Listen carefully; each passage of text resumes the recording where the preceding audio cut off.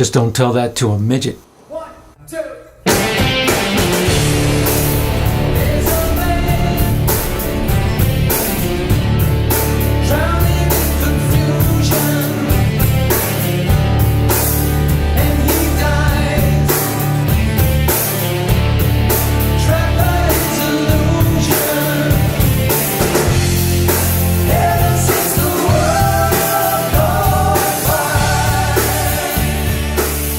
I was born to a poor working-class family.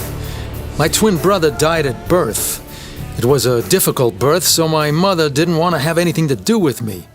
When I was 2, I would have to grab leftovers from the garbage my other siblings left behind.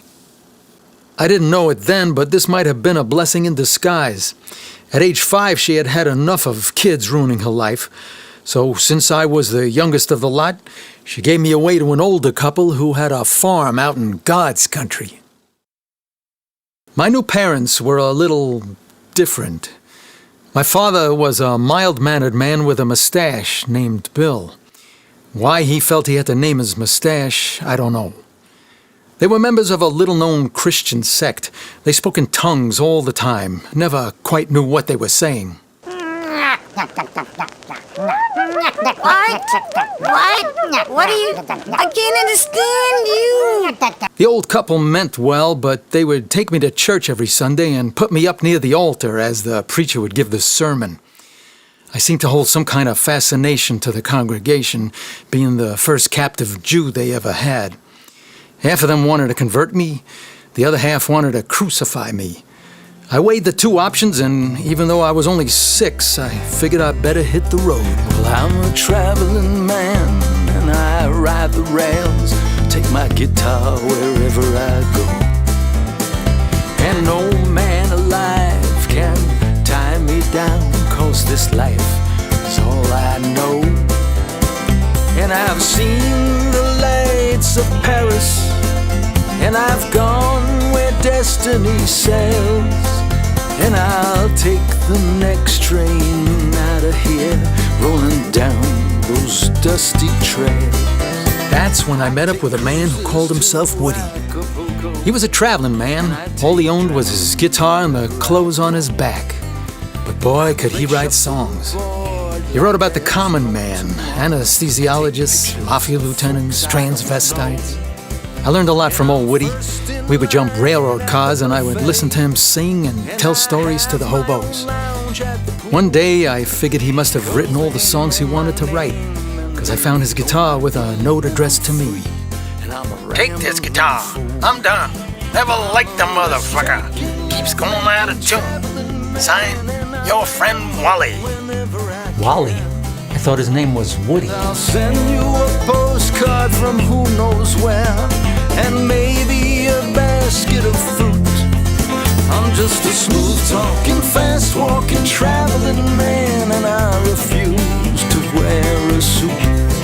Years passed, and I finally found myself in New York City. They had a vibrant folk scene there, and I had a trunk of songs and poems in my head that just needed the right audience. His poetry was shit. Hypnus, a poem. If hypnus were a state of mind, not a state of the union of mind and soul, would we all be in the glorified perpetuity of the eternal be? Or would we, and by this I mean the existential we, be in a state of homogenized we-be, whereby we would be stripped of our plaintive souls forever? To be hip or not to be hip? To be or not to bop? That is no question. It is the eternal why. And why not be? Just be me and thee in the abysmal we be. Definition: hypocrisy. The state or condition of momentary hypness. Can you dig it? He was such a precious boy. We all loved him so. We encouraged him all the time, even though his poetry wasn't worth jack shit. I played every chance I could get, and finally I landed a gig. I managed to interest some record execs to come see me. It was at the Cafe Watt. Unfortunately, there was another more well-known club with a similar name, so I found myself playing to an empty room. The only person in the audience was a critic in a real bad mood. The next day, the headline of his review said, "It was the night the critic died." Everybody! And so they tell me life's a circle, but I think it's hexagon. Life is like a box of Girl Scout cookies delivered by a man called Death. The poetry seemed like a good idea, but I was way ahead of my time. One particular poem called My Brother, My Nick didn't go over too well. It wasn't the right time for a white man to be using the N-word. A few months later, a fellow by the name of Lenny Bruce made it hip, but it wasn't soon enough to keep me from getting the shit kicked out of me. So I figured it was time for a change. I started a doo-wop group called the Carvels. We had a local hit and got to perform on American Bandstand. In life we must do what our part is. But never put your money where your heart is. No, never gonna bet, never gonna bet on love. Should I take a chance? Never gonna bet on love, no. Will I find romance's waiting? Life was just another throw of the dice, but you came along and now my friends are throwing rice.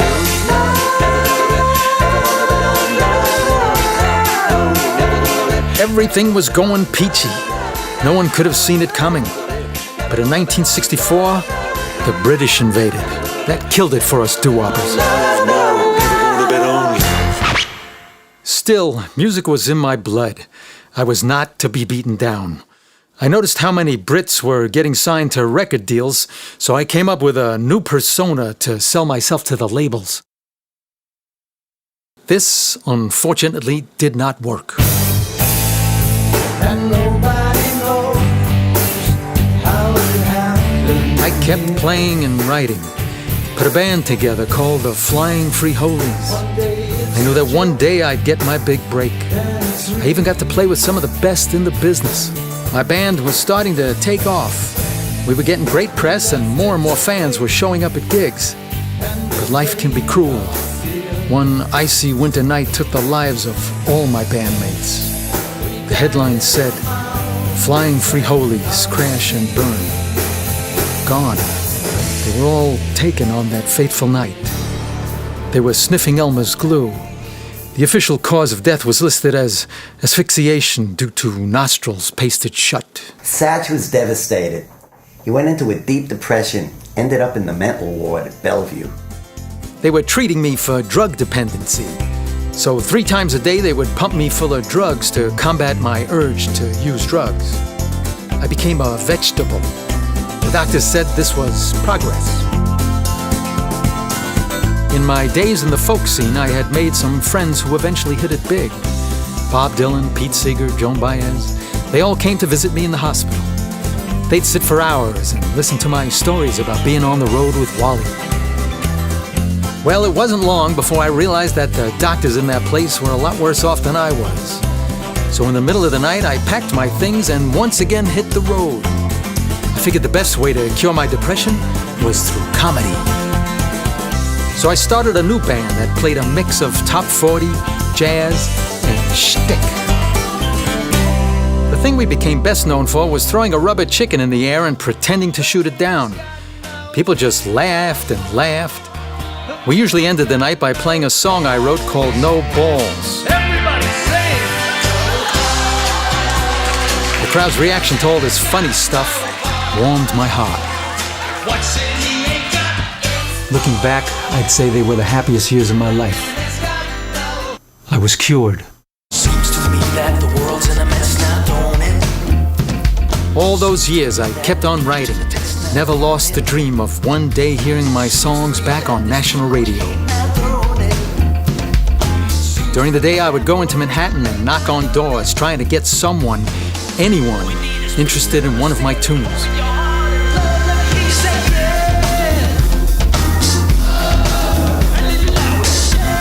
Then one day, while humming to myself in the elevator at the Brill Building, a publisher named Artie Belinsky overheard the tune and asked me if I had any more like that. I went into his office and played him almost every song I ever wrote. He loved them all. I signed a publishing deal that day. I was about to hit the big time. He was a good boy. His songs weren't worth shit, but he had potential. Artie had many connections and helped me pay my bills by getting me work as a studio musician. Here's a photo of my first wife, Gloria Fishbottom. We got married the day after I signed my publishing deal. She left me after 6 months. Turned out she was nothing but a gold digger. But I quickly replaced her with another wife who just happened to look exactly like her. She was a Russian balance beam athlete, Svetlana Nevertipova. It was true love. About a year went by. Artie and I became close friends. One day he burst into the writing room and told me he got me an audition with Clive Davis. The audition went great. I was on Columbia Records. The day I signed the contract, they fired Clive Davis. Anybody that had anything to do with my being on the label left with Clive. So after 2.5 years of nothing happening, I came up with a plan to get me out of my contract. It was brilliant. He went up to Columbia's president and played him his best songs. It's so hard for me to say it, so I'll sit right down and play it. If you're counting on me to have taken my key, we're locked out. There's one thing I'll tell you now for sure. I'm a doctor in a girl's school. A doctor in a girl. Why don't you sit on my face? It's the only place you ought to be. They looked just like I played Springtime for Hitler. He was off the label the next day. He was free. It was the late 1960s. Creativity was bursting out everywhere. Love was in the air. People were protesting the war. It was an exciting time for artists. I got into performance art for a time. Here I am sitting in a park. I did this performance for 3 days straight. I started painting and writing poetry again. Life was good. I started going to protest rallies. Ban the bomb, civil rights, burn your draft cards. I should have paid more attention, but there were so many causes it was hard to keep them straight. I played and wrote and sang constantly. People started calling me a genius. People thought he was a genius. It was 1970, the year of my first hit. Ever since the world caught fire, went gold almost overnight. I was rich, famous, had a new car, bought a house in Malibu. Then my second wife left me and took half of all my stuff. Didn't see that one coming. But as fate would have it, I soon met another woman who looked exactly like the first two. And she had that new wife smell.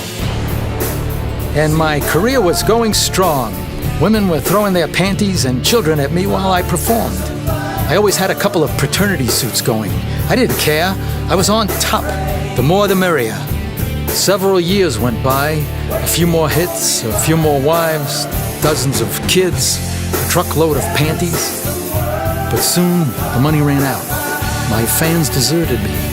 They said I sold out. I was too commercial. I try to warn him. It's a long, hard climb to the top. But it's real easy slipping back. The tax man took whatever my wives didn't take. I was back at the bottom. I started to look for other ways to earn a living. I invented a bar of soap that looked like the Pope. I called it Pope on a Rope. It would have been a big seller, but people thought I wanted to hang the Pope rather than bathe with him. Then I financed a gay dentist who went by the name the Tooth Fairy. The timing wasn't right. After that, I wasted more money on a doctor who wrote a book claiming he found a new organ in the human body called the bejeebies. His whole reason for writing the book was to alert people to the idea that the bejeebies was real and that they couldn't be scared out of you. They had to be surgically removed. That didn't pan out. Then I hit rock bottom. I auditioned for hair. I don't know if it was dumb luck or just a great turn of events, but I got the part. Everything would have been just great except for one thing. There was a nude scene.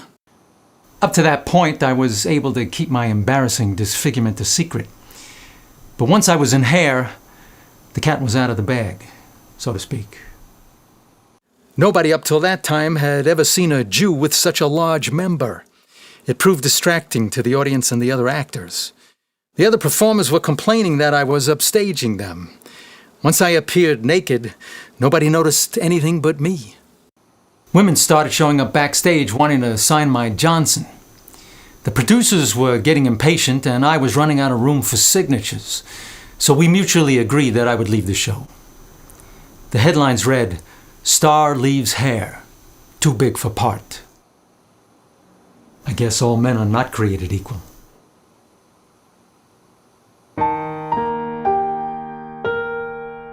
After that, Satch fell off the radar. There were rumors. Someone said that they saw him playing at a condo in Boca Raton, Florida. I don't know if that's true. For all I know, he's dead or playing in some dark, smoke-filled club in Nowheresville, Ohio. I just hope he's doing the only thing that ever really made him happy.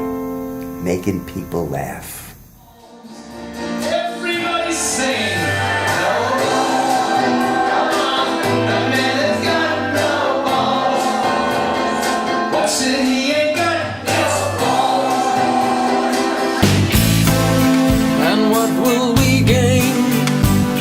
If we run and hide, and who was to blame for it all?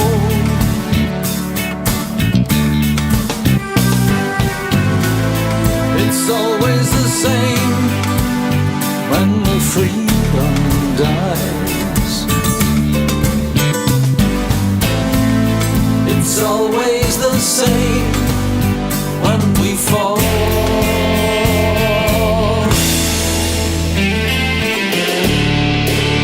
There's a man drowning in confusion, and he dies, trapped by his illusion.